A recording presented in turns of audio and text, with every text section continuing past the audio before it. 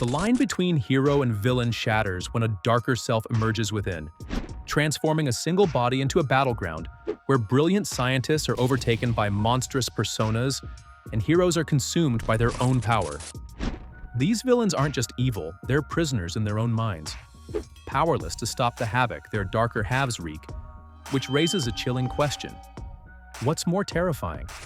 A villain who knows exactly what they're doing, or one who might emerge without warning with powers even the host can't control? From cackling alter egos that emerge after scientific experiments gone wrong, to prophesized entities of chaos magic, these internal wars create some of Marvel's most complex and terrifying antagonists. Norman Osborn, aka the Green Goblin. When we first meet Norman Osborn, he's a brilliant industrialist and father figure.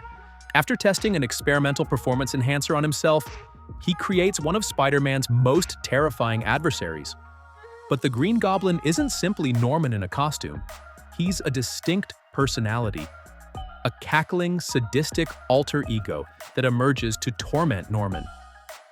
The brilliance of William Dafoe's portrayal, especially in Spider-Man No Way Home, lies in how clearly he delineates between these two personas. Norman speaks with quiet dignity, expressing genuine remorse. The Goblin transforms Dafoe's entire physicality. His smile stretches to inhuman proportions. His voice drops to a growling rasp, and his eyes burn with malevolent glee. What makes this dynamic so chilling is Norman's awareness of his alter ego. We witness him pleading with his reflection, begging the Goblin to leave him alone. These moments of lucidity make the Goblin's eventual dominance all the more horrifying. In No Way Home, this battle reaches its tragic climax when Norman briefly regains control at May Parker's apartment, expressing genuine gratitude before the Goblin violently reasserts control, leading to one of the MCU's most heartbreaking deaths. Norman isn't just a villain, he's also a victim, trapped inside his mind as the Goblin uses his body to destroy everything he cares about. Bruce Banner, aka the Hulk. While the Hulk has evolved into a hero within the MCU, his early appearances positioned him as an antagonistic force that Bruce Banner desperately fought to contain. Unlike most split personalities, the Hulk was born from gamma radiation, yet he embodied Banner's repressed rage in a manifestation that psychology alone couldn't explain. The early MCU portrayed Banner and Hulk as adversaries sharing one body. What makes Banner's struggle unique is how his scientific mind approaches his condition, treating the Hulk as both a medical condition to be cured and an existential threat to be contained. Their relationship evolution throughout the films shows one of the most nuanced portrayals of an alter ego in superhero cinema.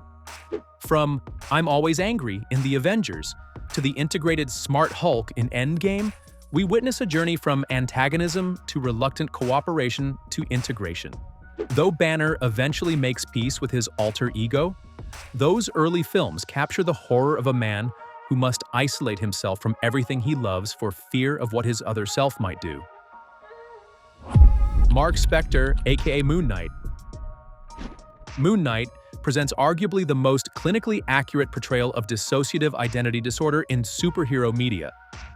Unlike Osborn or Banner, Mark Spector's multiple personalities developed as a response to childhood trauma, only later complicated by his connection to Khonshu. What makes Moon Knight's alter egos compelling is how distinct each personality truly is.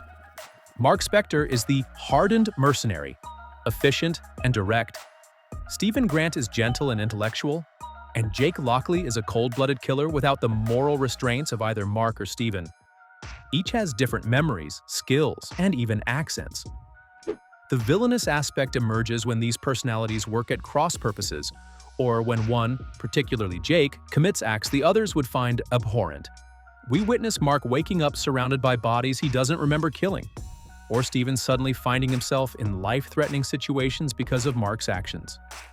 While Moon Knight ultimately works as a hero, certain aspects of his personality, particularly Jake Lockley, function as villainous forces that the other personalities must contend with. Their internal battle for control creates tension, unlike anything else in the MCU. Wanda Maximoff, aka Scarlet Witch. Wanda Maximoff's transformation from Avenger to the villainous Scarlet Witch represents one of the most tragic alter ego emergences in the MCU. WandaVision and Doctor Strange reveal a darker truth. The Scarlet Witch exists as a prophesized entity of chaos magic, capable of rewriting reality itself. What distinguishes Scarlet Witch from others is how her alter ego emerges gradually through grief, magical corruption, and destiny. The Darkhold doesn't create the Scarlet Witch, it awakens what was always there, buried beneath Wanda's conscience. Director Sam Raimi visually distinguishes between these personas throughout Doctor Strange. Wanda moves with uncertainty and speaks with vulnerability. The Scarlet Witch moves with predatory purpose and speaks with cold certainty. The visual language emphasizes this duality. Most chilling is Wanda's realization of what she's become. When confronted with her alternate universe self and her children's fear, she briefly reasserts control, horrified by the witch's actions. This clarity leads to her apparent self-sacrifice, a final act of heroism from a woman consumed by her darker self. Robert Reynolds, aka the Sentry and the Void. Though not yet in the MCU, the Sentry represents perhaps the most profound exploration of the hero and villain alter ego dynamic in Marvel Comics. Robert Reynolds gained the power of 1 million exploding suns through a special serum, becoming the Sentry. However, the serum created a dark counterpart, the Void, a shadowy entity of equal power but opposite intent. Think about this. Imagine if Thor's power came with a condition, that for every person he saved, another would die by his hand. How long would he remain a hero? This is the impossible burden the Sentry carries. Would you choose to save lives knowing an equal amount of destruction would follow? Or would you suppress your heroism entirely? What makes the Sentry and Void dynamic unique is its metaphysical nature.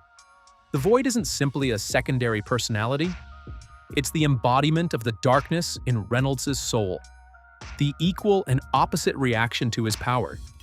For every life the Sentry saves, the Void seeks to take one. This perfect balance creates a tragic scenario.